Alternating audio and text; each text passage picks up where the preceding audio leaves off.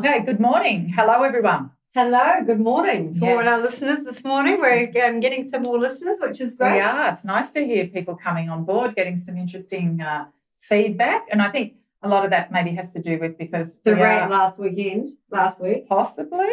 If you haven't listened to the last podcast with Mona's about rant, menopause. it's well worth a listen. Yeah, sometimes I just can't help myself. Do you know what? I liked it because sometimes you just want to say it how it is. You just want to get up with it, and you just want to, make people hold people responsible for their own actions. And you just came out last week, and I know we laugh about it, but you actually did nail it. Yeah. Sometimes things just need to be said. Yeah, thank you. You're welcome. I enjoyed it. It was good therapy for you, wasn't it? Excellent. Hopefully today won't be like that. Today's more an informational thing. I chose this subject because there's a lot of it going on in social media at the moment.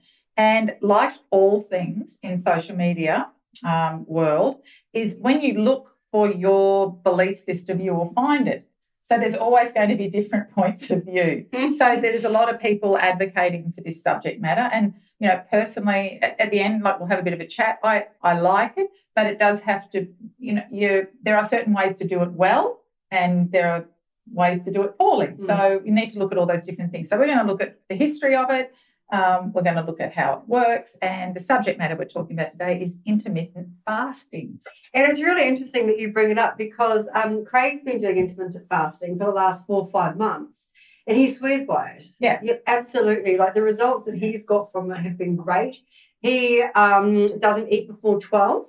Right. Then he has his last meal before 8 o'clock. That's right. And that's it. And that's the very common way of doing it. That 16-8 window is usually 16 hours of fasting, and then you eat your 3 meals. If you can, I think if people are consistent with their calorie control, you can do it well. It doesn't mean in that 8-hour window that you just stuff yourself. Yeah, you don't go through McDonald's. People have to understand that there's still, you still have to be mindful. He does a low carb, high protein during those hours. I do find that it works really well with men, but I do find men mainly do it because they put on belly fat very quickly and they see results. Their metabolism is a little bit different. But I suppose when we're talking about menopause and belly fat, that is where intermittent fasting can actually work really, really well, and there are different ways. So. Well, it's funny because, like you said, it's the thing that's been going around social media just recently, but actually, intermittent fasting has been around for quite some time, but fasting in itself has been around for thousands of years and has been practiced by billions of people on the planet and across all walks of life, and a lot of it really is religious-based. Yes. Which is really interesting. So I've got some notes. Okay. I actually thought this was really interesting. Yeah, I did. I did. I think people, especially the younger people, they sort of think everything's new. It's like I remember when I was, when my kids were smaller and we'd be driving in the car and a song would come on and they'd say, oh, this is a new song, and I'd know all the words, and they'd go, how do you know the words? I said, because it's an old song, because it's from way back. And I think it's the same with intermittent fasting. There are trends on social media. And sometimes, a generation gaps occur and they forget that these things have a long history and go way back. So I remember actually funny the story about the song in the car. Josh's was Cat Stevens. And when Cat Stevens had a resurrection probably about 8 or 9 years ago, and he was like, Mum, have you heard of Cat Stevens? And I was like, yep, about 30 years ago. Yes. Oh, that's right, because he changed his name back. Yeah. He became somebody else. And this was also, actually, to talk about cycles going round, this was at a stage where he was buying records. Oh, yes. He was going down to Cora markets every weekend and actually looking for records. And it was, Well, that's come back round again vinyls. Anyway, we digress. Let's go to history. Okay, so religious practices. Fasting has been an integral part of many religious traditions worldwide. For example, here we go, Ramadan. So Muslims fast from sunrise to sunset during the holy month of Ramadan, and an act of worship and self-discipline. Yeah. And see, fasting is not just about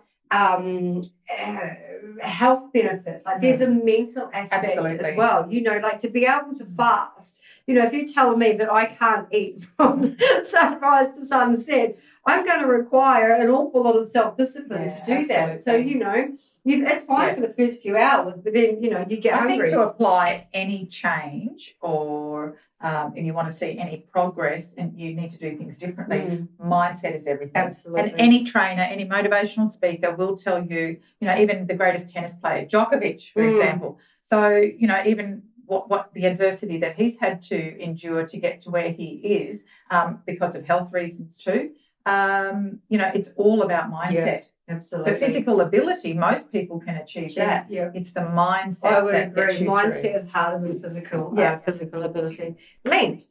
So Lent is as Christianity, as we know. Now that's a 40-day period leading up to Easter to commemorate Jesus' 40 days of fasting in the desert. So, that's a longer period of time. They do break that fast now. It's not like 40 days of water kind of thing. So there is a different way of doing it. But my father was a great man of faith, and so Lent was something in our family that we were very well aware of as we grew up. So what did you do? Well, I think it was more that we had weekend celebrations, so we didn't do 40 days. We were aware of the time period because, my father would always tell us stories and read from the Bible. That's how I was raised. But did that mean like you did that you not as children we didn't fast? But I mean, did it mean that you didn't eat red meat or white meat, or you only ate certain things so during very that period? specific about eating fish on every Friday. So that was something that we definitely did. No red meat. We didn't even have white meat. It was mainly vegetables, different forms of protein. There was just different ways of cooking. And because German, being European, very heavy, stodgy food, I might say. So not always the healthiest stuff. But, so it was just, and again, it was more about the discipline and the honouring the traditions of the religion and the cultural ways. Yes. And I think that, there's something nice to be said about that because it does make you honour, it does make you, respect it. Yeah, exactly. And it's a memory that I always have too about my family and my upbringing. And doesn't necessarily mean I, continue it, but I have a great awareness around it and respect for people who do it. So one of the other ones here, I mean, we know a lot about this, is Hippocrates, let food be thy medicine. They call him the father of Western medicine and recognise fasting potentials and its health benefits. They believe fasting could aid digestion, cleanse the body and promote overall well-being. And that's a lot. It's not wrong. It's not wrong. It's a lot of what we're going to come to shortly about the intermittent fasting, like the benefits it can have. I'll quickly go through Wise old man. Native American rituals. So they fasted for different reasons. They fasted because it was seen a way to connect with the spiritual world and gain insight. Well, that's the thing with fasting. And, one of the points that we had on here about what the benefits of intermittent fasting or extended fasting can do, and we'll explain the difference between those. But one of the biggest benefits that people will see is the mental clarity. Well, and it's actually very funny that you say that because the last one on my list here is from Greek philosophy, and it says that Plato practiced fasting for perceived benefits on mental clarity and spiritual enlightenment. Exactly what you just said. Yeah. Because the body has an opportunity to rest and digest. It doesn't have to use up a lot of energy to process and digest and eliminate food. So those pathways are eased. So when the blood is cleansed, when the body is cleansed, it can basically go into this recalibration mode, which is where everything has much more clarity about it. You'll find that people that fast too have the whites of your eyes are far brighter. Most of us have a little bit of redness or yellowing that going on in there. So that is one of the first things that you will notice. And the only one that I didn't realise that Chinese medicine also incorporated fasting. I didn't know that about the Chinese. But they do that too, again, to promoting health, but the balancing of qi, have vital energy. Well, that makes sense. The yin and the yang, everything has to be balanced. And we that always talk about that. And that, girls and boys, concludes my history lesson for this morning. Moving on to current news in the world of intermittent fasting and the internet. So there's two types of fasting. So there's intermittent fasting, which is where you abstain from food for a period of time within a 24-hour period. And then there's extended fasting, which goes beyond that, which goes for 24, 48, 72 hours. And there are really interesting things that happen to the body when you do go through those time frames. But intermittent fasting, as we said, a lot of people also regard that as that 5-2 diet. Yes, where they have that. So 5-2. That's very popular. So that is regarded as one form. I think that's sort of where it sort of started to begin. But then when people understand you can do it in a daily practice rather than just eat and drink what you want all week for 5 days and then fast for 2 days. That's not necessarily, again, it's that whole binge mentality where you feel like you're missing out. Well, you always, people then started like cheating. It was like then it was like for the 3-4, then the 1, the 1-2. Exactly. So the best way to incorporate it is either try and do it as a daily practice or have a complete fast for, say, 24 hours, 48 hours or something, even once a week. A lot of times I would promote, say, Mondays is a great day to have a fast day because, you've probably had a big week, maybe had a big weekend, and if you are prepared and committed mentally to do it, then Mondays are a really nice day to have a fast and give your body a chance to reset.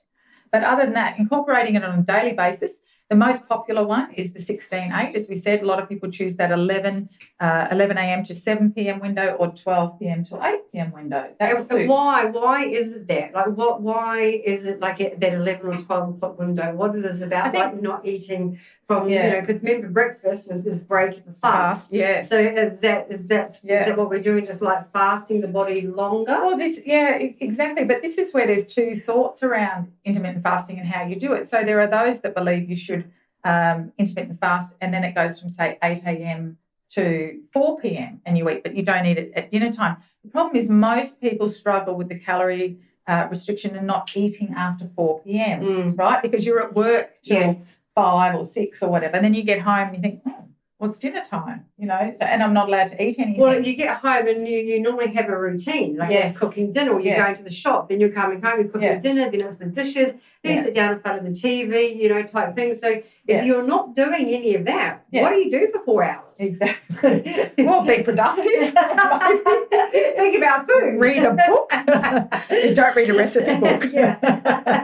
So I think the 11 till 7 and 12 to 8 tends to work better for most people. They find that quite easy to get up. You can still have a cup of black tea or herbal tea. You can still have a black coffee, not a coffee with any milk in it, any sort of milk, even if it's nut milk, because that does affect the fast, but you can have black coffee. So most people find that they can function till 11 or 12 quite easily and it's not a problem. And, 16 hours without food is, can be really beneficial. I know a lot of people that do it on a daily basis. I do it probably a few times a week. It just depends on how I feel. And again, this is all about how your body functions and having some awareness about, does this work for me? Do I feel better for doing it?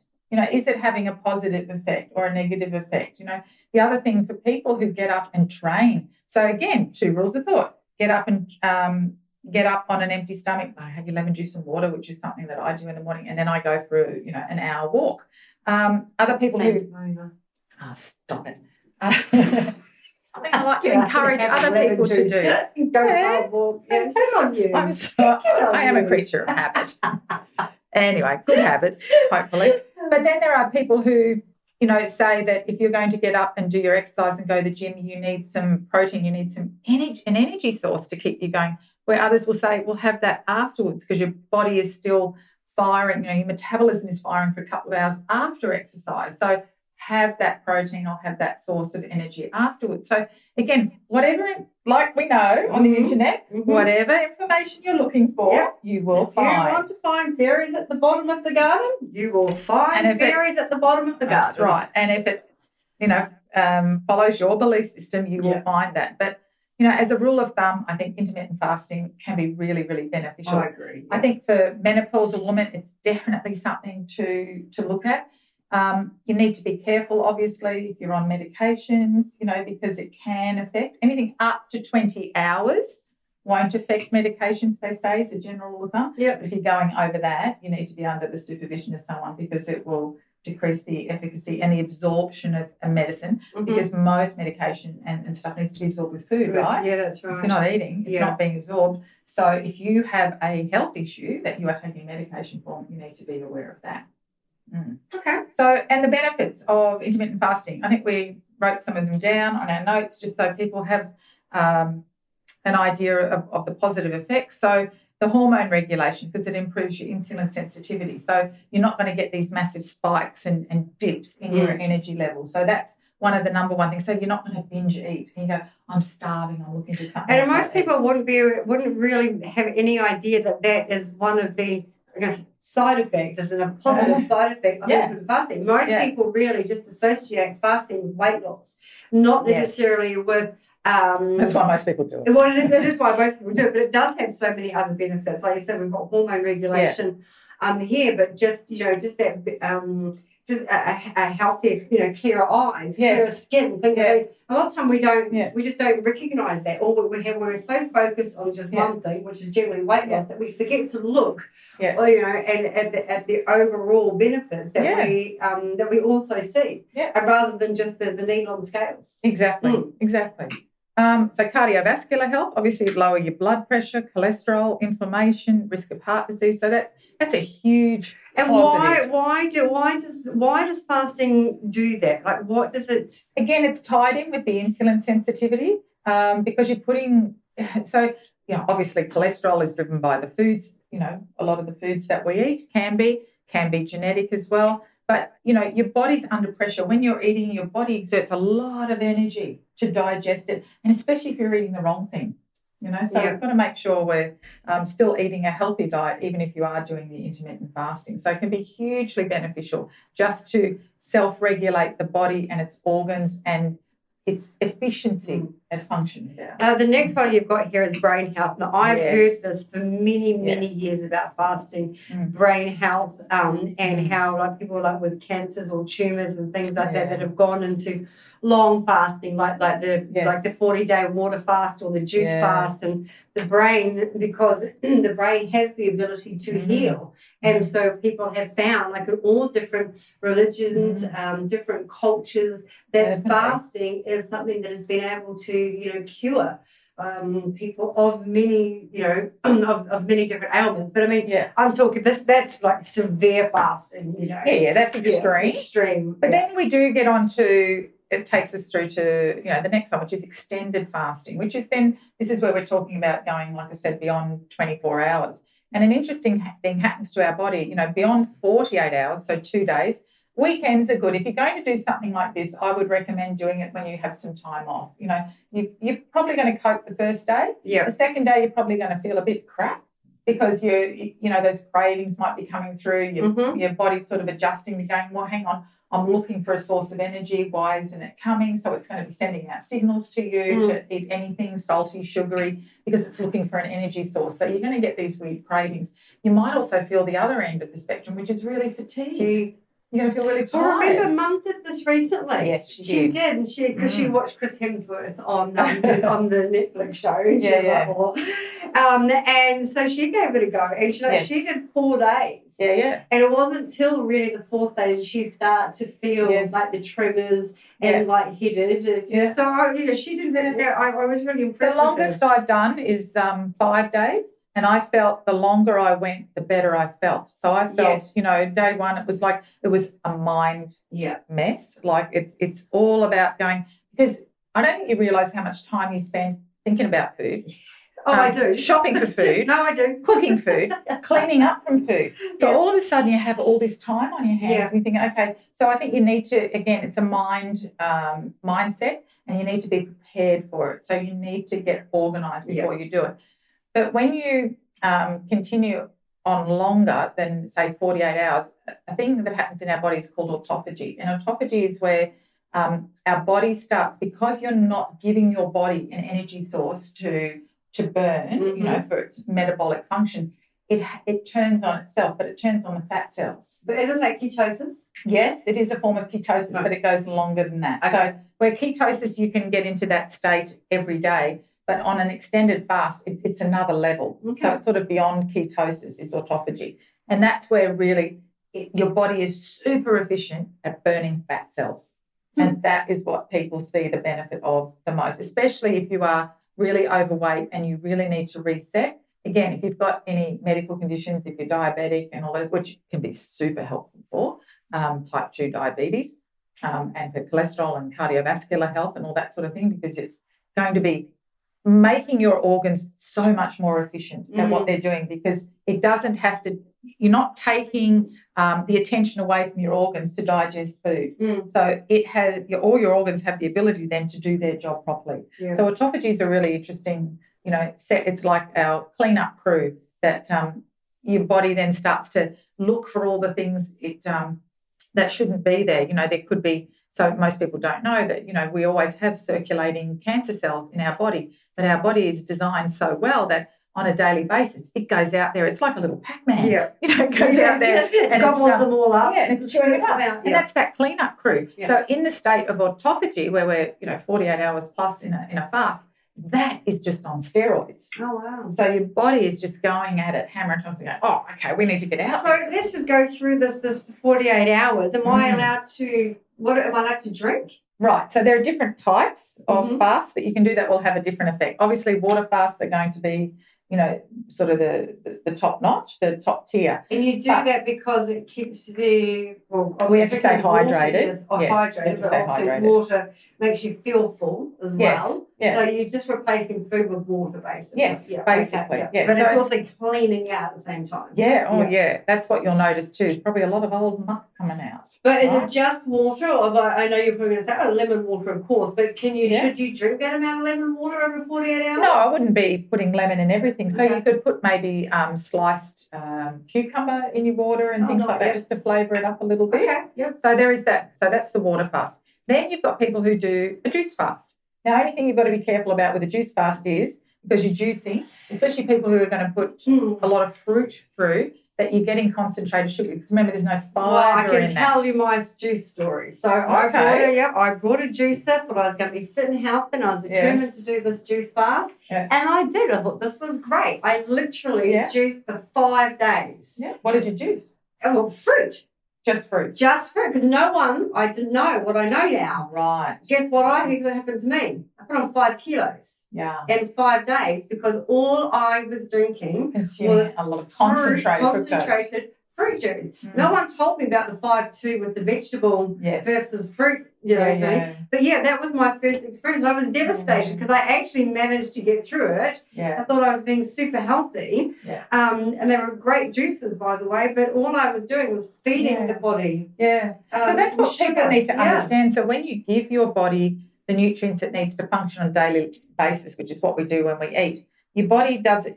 If you're giving your body more than it needs, it doesn't need to burn fat for fuel, right? So it's when you deprive your body of that it then goes into this autophagy or ketosis state where it burns fat for fuel. But if you're giving your body that amount of calories through just pure fruit juice, yes, that's an issue. Yeah. So if you're going to do juices, I always recommend things like cucumber, right, or vegetables. There was worried about like carrots. Be careful too. Yeah. So carrots, because they can be quite sweet. People that do tend to go to carrot as a staple for a juice base. So I sort of stick to cucumbers and celery. The other reason people beetroot. Beetroot's not too bad. Beetroot's great. Yeah, and you actually get quite a decent amount of juice out of it, but you get the most juice definitely out of carrot. I think that's why people use a lot of carrot. And it's probably cheaper. But beetroot, you get, the benefits of beetroot are things like nitric oxide, which is great for liver cleansing. So, celery? Yeah, celery's great. Celery's a beautiful one, good for bone health, gut health, all those gout, any inflammation, that's what celery's good for. Cucumber, again, great for weight loss. It has certain components in there that are really good for triggering. I'm writing this down. I've got celery. I've got cucumber. A bit of ginger in there for circulation. A bit of spice is nice. Yeah. So, so that's... and then, of course, the next level, if again, you don't have to go straight into a water fast. So you can try these different types of fasts. And then there's obviously the one where you can just have clear broths, right? So you could have a clear broth. You could have your teas. You could have... And that's a really beneficial bone broths. They're really beneficial type of fasting, which is just a liquid fasting, but clear liquid, right? So we're just talking clear bone broths, clear soups where you cook all your vegetables and then you strain it, right? So you're left with a clear soup. Your teas, your black coffee. So there's lots and lots of choices that you can have with that. You will still get some really great benefit of giving your digestion a rest and a good clean out. That will give you a good clean out too. Okay. And then you've got the next level, which is if you were just starting out, where you can still have a liquid fast, but you'd have things like protein shakes. You'd have your fresh juices. you could have a soup that has been blended. So basically you're right? saying like it's just anything that's kind of liquid. In liquid form. Liquid It form. doesn't mean put a steak in your blender and with your potatoes and gravy and mix it up. Not that kind of. Oh, it really reminds me when Josh was little. We Not used that to kind do of that. liquid. Yeah. Oh, yeah. Yes. No, we're not talking about, meals in a blender, okay? We're talking about liquids that are designed to be liquids, okay? So soups and protein shakes and something.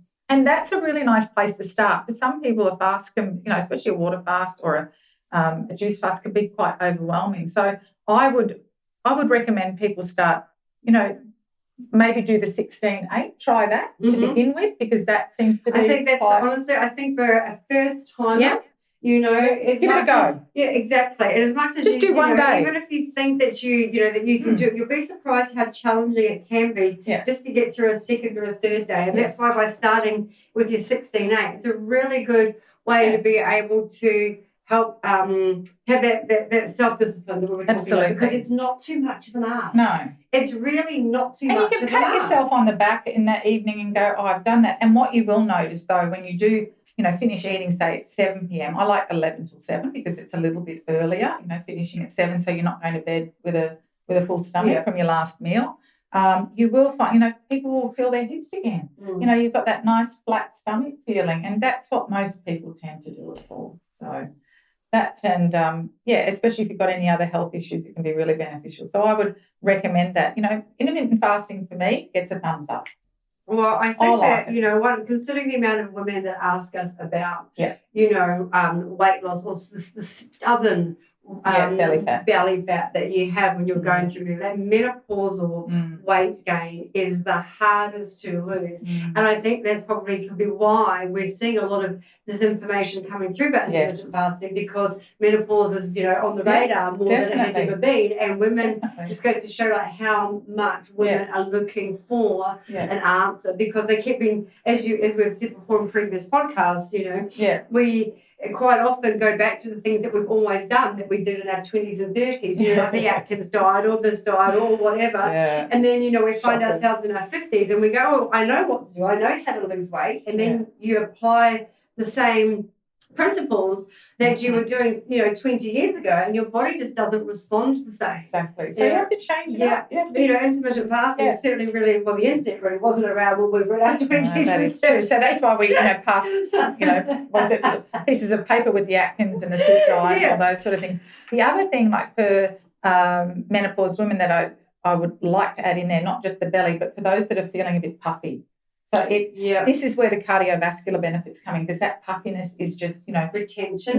Fluid retention, pooling of fluid in the ankles and things like that can be really beneficial. So lots and lots of good reasons to try intermittent fasting, ladies and gentlemen out there. I know I have some family members doing it at the moment because, they've just been having too much of a good time. So... Well, I'm about to go and write myself a new juice list. Okay. And I might give that a go for the next 3 days myself. So have a think about the different options that are available to you. You don't have to go hard and fast. You can go steady and slow to begin with and, build up to a fast. And you too will still see the benefits of intermittent or extended fasting, whichever way you go. All right. 16-8. Here we come. All right. See you, ladies. Bye. Bye.